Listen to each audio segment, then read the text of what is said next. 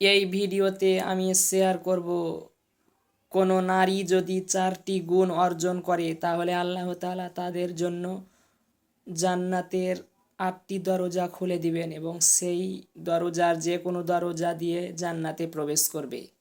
1 number হচ্ছে ইদা সল্লাতিল মারআতু খামসাহা, যে নারী 5 ওয়াক্ত ফরজ নামাজ আদায় করবে। ওয়াসামাত শাহরাহা, এবং রমজানের ফরজ রোজা রাখবে। ওয়া হাসনাত ফারজাহা, এবং কোরআন সুন্নাহ অনুযায়ী পর্দা করে চলবে। ওয়া আতাআত বা'লাহা দাখালাত মিন আইয়ি আবওয়াবিল জান্নাতি শাআত, এবং যে নারী স্বামীর খেদমত করবে, স্বামী যদি ইসলাম বিরোধী কোনো অর্ডার না করে, যেটা ইসলামে জায়েজ এরকম কোনো কথা বলে, তাহলে ইচ্ছা না থাকলেও স্বামীর সেই কথা মেনে নিবে, সেই নারীকে আল্লাহ তাআলা জান্নাতের 8টি দরজার যে কোনো দরজা দিয়ে জান্নাতে প্রবেশ করার অনুমতি দিবেন। এই 4টি গুণ একজন মহিলাকে অর্জন করতে হবে, মাস্ট বি।